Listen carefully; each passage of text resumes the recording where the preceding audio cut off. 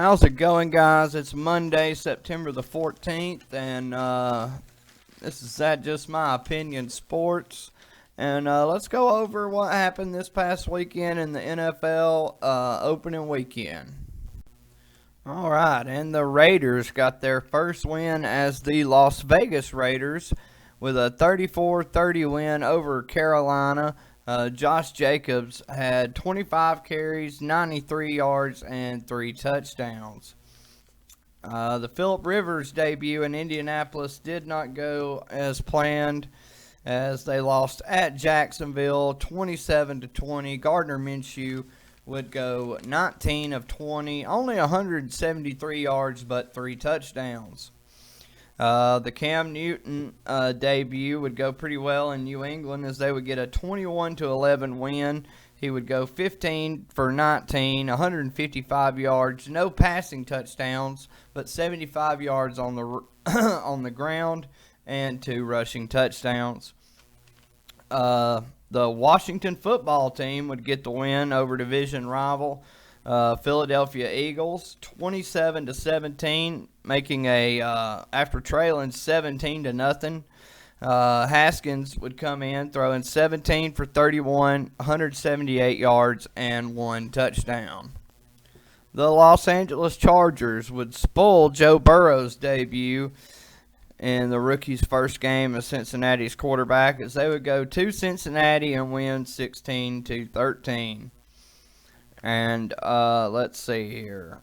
Arizona would knock off the defending NFC champs 24-20. Kyler Murray would go 26 of 40, 230 yards passing, 1 touchdown, 13 rushes, 91 yards, and another touchdown. And DeAndre Hopkins in his Cardinals debut would have 14 catches for 151 yards.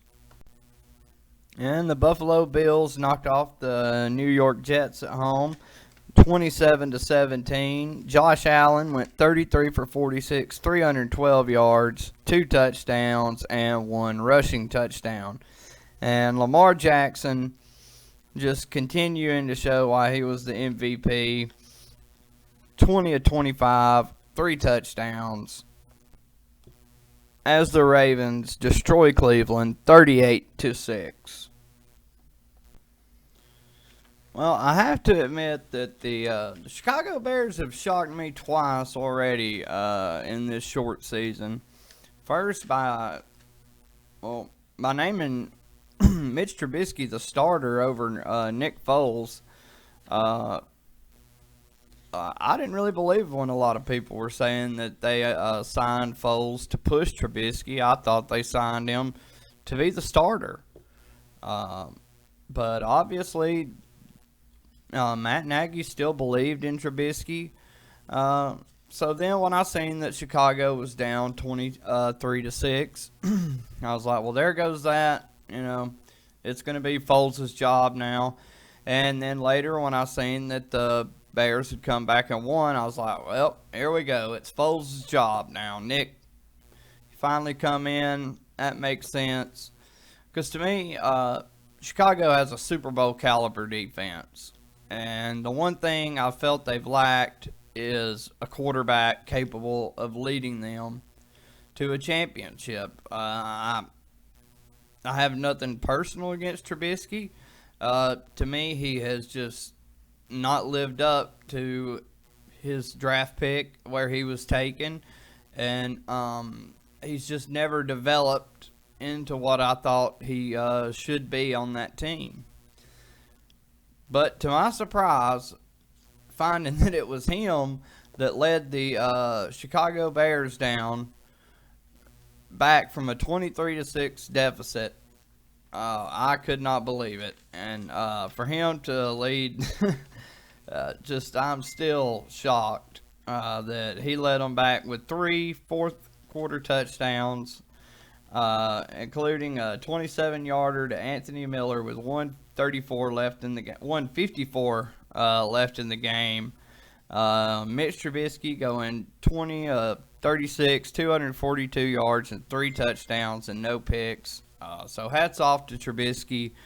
And I hope they have nothing but success because they've got a great defense. Khalil Mack, Eddie Jackson, and company. That defense is elite, and to me, it's Super Bowl caliber. Now, can Mitch Trubisky keep them from falling down into big holes? Because he's not going to be able to bring them back from that every week. But if he can help keep that defense in games, they should be able to make a nice run and make some noise. So I was glad to see it. Shocked that it was Trubisky that did it, but hey, hats off to him and the Bears getting the come from behind win, and glad to see it. Chicago 27, Detroit 23. Wow, and does Aaron Rodgers, I mean, this guy, does he have anything else to prove why this guy's a first ballot Hall of Famer? I mean, I know I have put down the Packers, not really Aaron Rodgers, but definitely the organization, because I didn't feel like they had really done enough for him as far as trying to get him help this year, especially in the offseason. And I felt like they let some of his weapons go. And he just come out and said, hey, as long as I'm still slinging the ball around here, you're forgetting I'm the main ingredient. And that's what he did. I mean, just blasted Minnesota. Let's see. 32, 44, 364 yards, 4 touchdowns. Like it was nothing. I mean, he picked them apart. He had a field day. I mean, he looked like he was the 2010, 2011 Aaron Rodgers again. That's the best I've seen him play in a couple of years, which is probably a lot to do with him being healthy. The past couple of years he's been banged up early in the season. So good to see Rodgers out there flinging the ball like his old self. Devontae Adams had a great game as well. He set a Packers record tied a Packers record for receptions in a game. He had 14 catches for 146 yards and a touchdown as Green Bay just lit the Vikings up. I believe it was 43-34. The Packers blasted the Vikings in Minnesota. And now let's move on to Tampa Bay and New Orleans. And frankly, I know I praised Tampa Bay a lot. They were my pick to win the NFC South. And if you're a Tampa Bay fan, I wouldn't be panicking too much because, hey, look, yes, the Saints won. They looked a lot better. But you've got to look at, that's the first time this Bucs team have really ever played together in an actual competitive game. There have been no preseason games. So, I mean, even Tom Brady said, we don't really know what we're good at. We're going to find out what we're good at. And, this is what, the 15th year Brady and Peyton have been together? I mean, Peyton and Breeze have been together. So, that's what I'm trying to say is that the Saints, they've been a unit for a long time now. And to me, that was the biggest difference. I don't think Brady looked bad. It was just a lot of miscommunication, misreads. Evans, one of Brady's interceptions, he thought Evans was going to be somewhere, and Evans thought the ball was going to be somewhere else. Now, the other interception that was returned for a touchdown, that was just a bad pass by Brady. But, if I'm a Bucs fan, I'm not panicking right now. Especially, they've got a couple of not easy games. I mean, it's the NFL. If you line up and you play like crap, you can lose against anybody. But, with Tom Brady and that defense, the Bucs have a great defense. And that's another thing Tampa Bay fans should look at, is that no matter how long it takes that offense to gel, they've got a great defense they can lean on until. But they've got Carolina, a Von Millerless Denver, who we have still not seen play yet, and the Chargers. And they've got Carolina at home and the Chargers at home. They do have to go play at Denver. So, you're going to learn a lot more about this Tampa Bay team. That's really what I took away from the game. And the Saints are a great team. I mean, they were a bad non-pass interference call away from the Super Bowl. And they were upset last year in the playoffs. So this is a team that's been in the playoffs, in Super Bowl contention for the past few years. And they have every belief that they're going to be in it again. So, if I'm a Bucs fan, I'm not panicking. And if I'm a Saints fan, I'm feeling good. I might be a little bit worried about how good Tampa's defense looked. Because I think they held Breeze under 200 yards passing. But at the end of the day, they still won with relative ease. So, it's kind of a mixed bags for both teams. If you're the Bucs, it stinks to lose, but great things can still be accomplished. And if you're the Saints, it's a great win, but you can still improve a lot, and you got a rising team in Tampa Bay. So, it's week one. Still got a lot to learn from each team. But either way, the Saints get the win in Tom Brady's debut as a Buck, 34-23. And in the last game from Sunday, Sunday Night Football last night, we had the Rams opening their new stadium. And they would hold on to get the Cowboys 20-17. Dak Prescott go 25 of 39, 266 yards and a touchdown. Goff looked pretty good, 20 for 31, 275 yards. He did have a pick, though, no touchdowns. Malcolm Brown, the Rams running back, 18 carries, 79 yards, and 2 touchdowns. Ezekiel Elliott for the Cowboys. Look, he looked like Zeke. 22 carries, 96 yards, 1 rushing, and 1 receiving touchdowns. Look, the Cowboys had their chances. Just missed opportunities. They had a 14-13 lead at the half. And, in the 6 possessions in the second half, they came away with 3 points. They had the ball late with a chance to tie it or take the lead.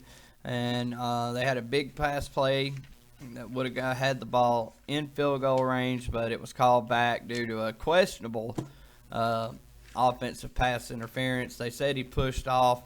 I didn't think he pushed off. Looked like a clean play to me. But Jalen Ramsey, he played the official well, and he got the call for the Rams, and that was that. Prescott and the offense couldn't do anything. I don't think they had another completion after that. So the Rams, they end up opening their new stadium with a win on Sunday night over the Cowboys, 20-17.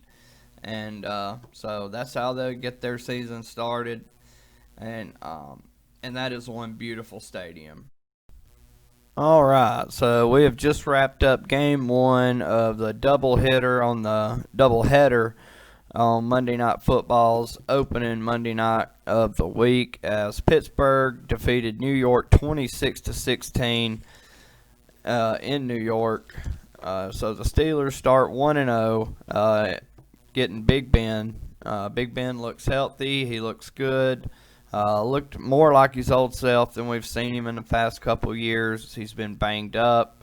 A little bit slower than he used to be, getting up there in his age, but still looked good. 21 of 32, 229 yards, 3 touchdowns. James Conner, Pittsburgh running back, he got knocked out after I think 6 carries. Benny Snell, running back from Ohio State, in his second year came in for him. He had 19 carries for 113 yards. But really, the star of the show was just how great the Pittsburgh defense looked. They shut down Saquon Barkley. They gave up some passing yards to Daniel Jones. Still forced 2 turnovers off of him. But they just shut down Barkley and the Giants' running game. Barkley had 15 rushes for 6 yards. And he caught a couple of passes for 40 yards, but there was just no run game to help Daniel Jones. And so that allowed Pittsburgh just to tee off, ended up forcing a couple of mistakes. And Pittsburgh goes on the road, gets the win on Monday night, and that helps them set some momentum up. Because when you're playing in the same division with Lamar Jackson and the Baltimore Ravens, they're going to need it, and they're going to have to stay healthy. So hopefully nothing serious with James Conner. Hopefully he gets back soon. So hopefully we'll hear some good news on that. If I hear anything before or after the Tennessee Titans Denver Broncos game, they're about to get started right now. If I hear any update, anything like that on Connor, I will let y'all know when I go over the Titan Broncos game.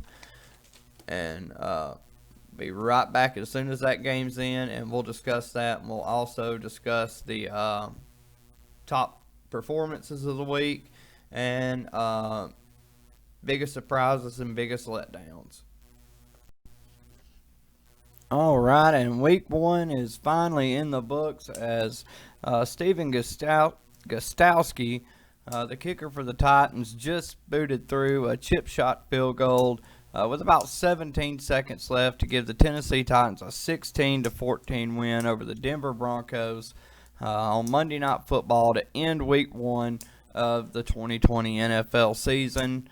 Ryan Tannehill had a sharp night. 29-43, 249 yards and 2 touchdowns. Denver did a pretty good job putting pressure on him. But Derrick Henry had 31 rushes, 116 yards. Tennessee really moved the ball pretty well. Gostowski had a terrible night kicking. He had 3 missed field goals and also a missed extra point before finally hitting the game winner there with about 17 seconds left. So he kind of redeemed himself with a game winner. But a good game, good way to end the first week of the regular season and to get us started in 2020. Really, I was kind of surprised that Denver was able to stay in the game. They really responded well to the injury to Von Miller. Now we're going to have to see how they respond because Tennessee, got the ball late, down 14-13, and really had every reason just to give up. But they showed the heart of a champion. Show why they made it to the AFC Championship last year. And they drove just about the length of the field, got in field goal range, and nailed it. And they go on the road and steal a win in week 1 against a team that I think they're definitely better than. But either way, a win's a win, and the Titans are 1-0. And now we get to see how Denver responds. Like I said, they responded well off the Von Miller injury, played a lot better than I thought they would. So how are they going to handle this loss? Are they going to let it affect them, or are they just going to dust it off and get to work? I think they've got, let's see who they got. I know they've got Tampa Bay at home in 2 weeks. So that's going to be another tough one for them. But if their defense tightens some things up, they can definitely get pressure. That's definitely a strength for them. But like I said, they did benefit from some costly penalties by Tennessee, and 3 missed field goals also hurt them. But nevertheless, Tennessee gets the win 16-14 to end Week 1 in the NFL 2020. All right, and here were the worst performances of Week 1, or the punks of Week 1. And our first punk was Ryan Fitzpatrick. Just had a rough day for Miami. 3 picks, only 190 yards, and a 21-11 loss at New England. Our second punk, Saquon Barkley, 15 rushes, only 6 yards. And then, last but not least, Le'Veon Bell for the New York Jets had 6 rushes for 14 yards. All right, and then our most impressive performances of the weeks are our aces. We've got Devontae Adams, 14 catches, 156 yards, 2 touchdowns. Clyde Edwards-Helaire, 25 rushes, 138 yards. Then we had Lamar Jackson, 20 of 25, 275 yards, 3 touchdowns. Russell Wilson, 31 of 35, 322 yards, 4 touchdowns. And then, to me, the ace of the week, Aaron Rodgers, 32 of 44, 364 yards, and 4 touchdowns. All right, and our upset of the week goes to Arizona as they were able to go on the road and pull the upset in Levi Stadium over the San Francisco 49ers as Arizona beat the Niners 24-20 in the defending NFC champions on ballpark. To me, that was the biggest shock, biggest upset of the weekend. My most disappointing team was the Philadelphia Eagles, blowing that 17-0 lead against the Washington football team. You know, I really expected a lot more out of them this week, and just a big letdown from them. Having a 17-0 lead on a team like Washington, you don't expect a team with Philadelphia's caliber talent or level of talent. You just don't expect them to blow a lead like that to a team like that. So I've got the Eagles as my most disappointing team of Week 1. And I'd say the most impressive win goes to the Baltimore Ravens. I know it was just the Cleveland Browns, but they just dismantled them. 38-6. Lamar Jackson looked great. 20 of 25. I think he had 275 yards passing, 3 touchdowns. 2 or 3 touchdowns. No, three touchdowns. But Jackson looked great. Looked just like he did last year. Looks like he's well on his way. Looks like that's going to be one heck of an MVP race between him and Pat Mahomes and possibly Aaron Rodgers. So should shape up. Looks like it's going to be another great year of NFL football, and I hope you keep checking back with us. This has been That's Just My Opinion Sports, and I'm Chase Stargell. You take care. Be safe. God bless you. God bless this country. Take care.